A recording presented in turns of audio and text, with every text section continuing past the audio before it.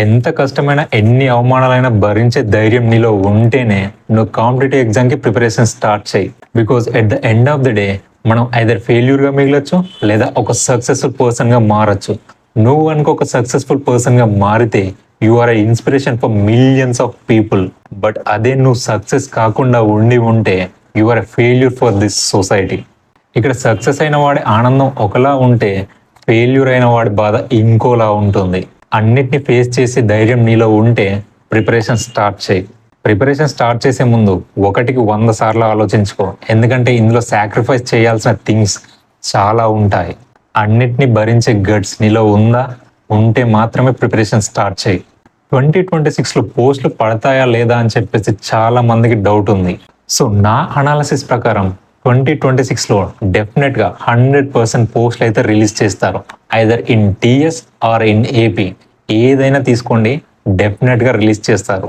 Because మీరు ఏ ప్రభుత్వాన్నైనా తీసుకోండి, either TS, AP, UP, ఇంకే ప్రభుత్వం అయినా కావచ్చు, ఉన్న 5 ఇయర్స్ టర్మ్లో 2.5 ఇయర్స్ గడిచాయంటే డెఫినెట్గా నోటిఫికేషన్ అయితే రిలీజ్ చేస్తారు. అవి ఏ పోస్టులు అయినా కావచ్చు, కానిస్టేబుల్, ఎస్ఐ, గ్రూప్స్, ఇంకే నోటిఫికేషన్ అయినా కావచ్చు, బట్ డెఫినెట్గా నోటిఫికేషన్ అయితే రిలీజ్ చేస్తారు. బికాస్ మిడ్ టర్మ్లో నోటిఫికేషన్ రిలీజ్ చేయడం గవర్నమెంట్స్ యొక్క స్ట్రాటజీ. ఇప్పటి వరకు మనం గవర్నమెంట్ని నోటిఫికేషన్ ఎప్పుడు పడతాయని చెప్పేసి ప్రశ్నిస్తూనే ఉన్నాం. ఇవే ప్రశ్నలు ఎలక్షన్స్ వరకు కంటిన్యూ అయితే వచ్చే ఎలక్షన్స్లో ఈ ఉన్న పార్టీస్ లీడ్ని కోల్పోతాయి.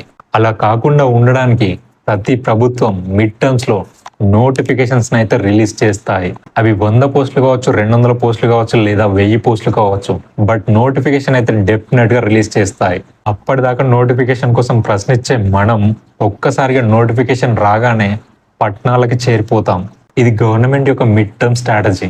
గవర్నమెంట్స్ మనకు జాబ్ కావాల్సినప్పుడు నోటిఫికేషన్ రిలీజ్ చేయరు, వాటికి అనుగుణంగా నోటిఫికేషన్స్ని రిలీజ్ చేస్తారు. ఈ మిడ్ టర్మ్స్లో నోటిఫికేషన్ రిలీజ్ చేసి ఎగ్జామ్స్ కండక్ట్ చేసే వరకు 1 ఇయర్ పడుతుంది. బట్ ఇచ్చిన ఎగ్జామ్కి అయితే 100% ఎగ్జామ్ని కండక్ట్ చేస్తారు.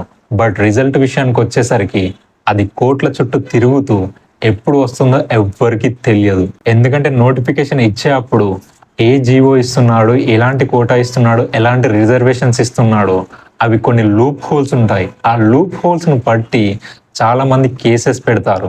ఇలా కొన్ని మంత్స్ మొత్తం ఈ కేసుల చుట్టే సరిపోతుంది. అండ్ ఇదే కాకుండా సిలబస్ పైన out of questions and wrong questions ఇలాంటి పైన కూడా చాలా కేసెస్ అయితే జరుగుతాయి. సో ఈ కేసెస్ అన్ని రిజల్వ్ అయ్యి రిజల్ట్ వచ్చేసరికి అట్లీస్ట్ 1 ఇయర్ అయినా పడుతుంది. అండ్ ఎగ్జామ్స్ రిజల్ట్స్ పైన కోర్టు ఇచ్చే జడ్జ్మెంట్ అండ్ ఎగ్జామ్ కమిషన్ ఇచ్చే ఆన్సర్స్ 2 సింక్ అయితేనే మనకు రిజల్ట్స్ అనేవి వస్తాయి. సో అప్పటిదాకా ఇవన్నీ మళ్ళీ కోర్టుల చుట్టూ తిరుగుతూనే ఉంటాయి.